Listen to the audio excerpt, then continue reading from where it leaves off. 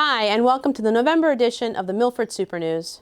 Today we're going to spend some time on a topic that is powerful and can have a great impact on our students, and that's the topic of relationships.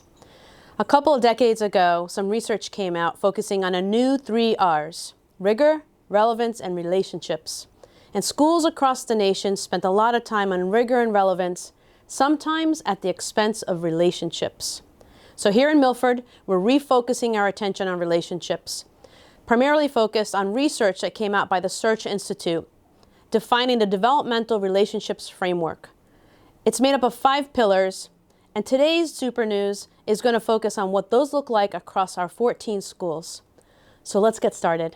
So based on the work of the Search Institute, in Milford we're focusing on 5 pillars. The first one is express care. And in student terms, it means, show me that I matter to you. Here is David Pelagi, the band director of Jonathan Law High School, who will expand on this. Yeah, better.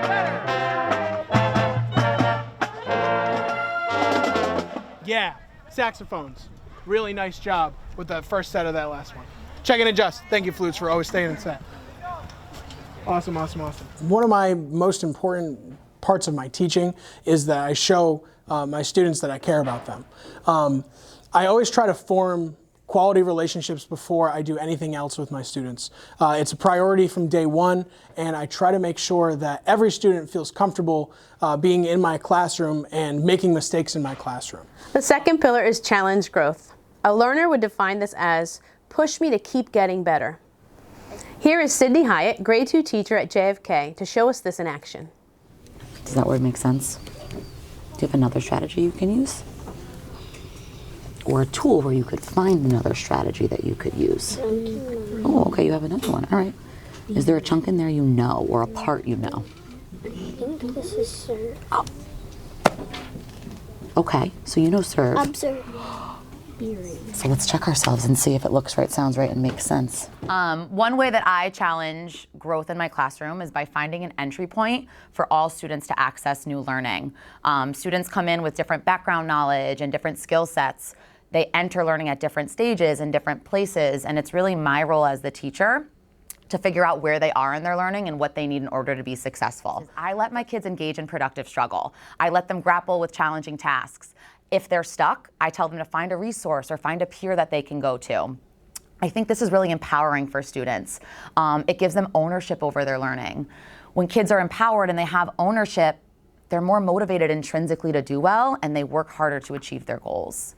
The third pillar of the Developmental Relationships Framework is provide support, which to a learner means helping them complete tasks and achieve goals.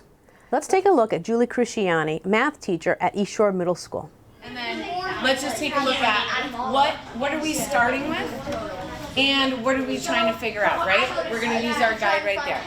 So what am I starting with? What is the information or the facts that they're giving us, and how can we use that to move forward?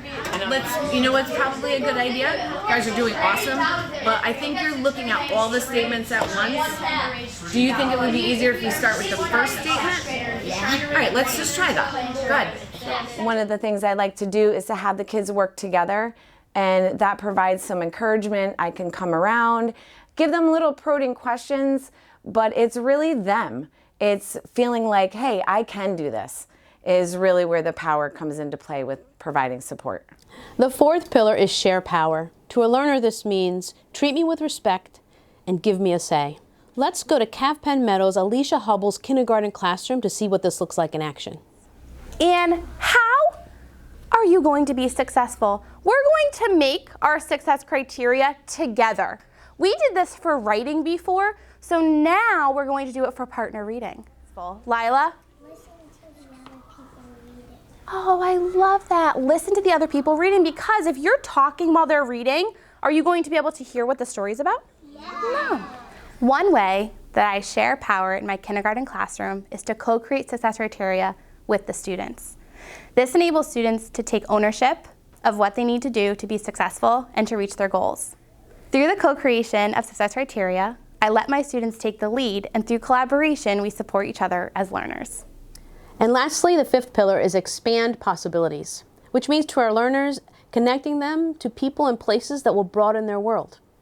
Let's go to Kelly Graham's class at the Academy to see what this looks like in our classrooms. All right, what about the next part? When could we get it ready today? Yeah, nah, because you're not going to want the ketchup sitting out. They're working on that.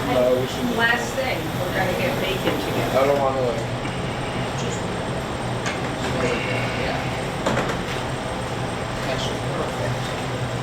Nothing's impossible. I work a lot with Caitlin, our guidance counselor. We do visits to different colleges. We take surveys about what the students are interested in, and then try to bring in speakers.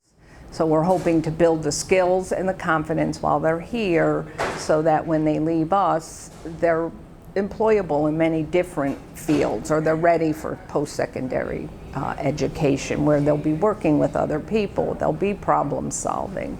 In the kitchen, you know, it's not just about cooking lunch every day, it's about the whole organization. You may remember when we were in school, the 3 R's included reading, writing, and arithmetic. Well, today it includes a little bit more: rigor, relevance, and relationships. We're going to now go to a student highlight where our very own students speak about what it means to them, the relationships that they have among one another, and that with the adults in our system. So let's go to this clip from the One Day for Day One conference from this summer. As you move through to some of the more challenging grades, like senior year, it's a really stressful time with college and SATs and your senior year. And I think having teachers there to really guide you more so and help give instruction about the steps to take for success is more crucial.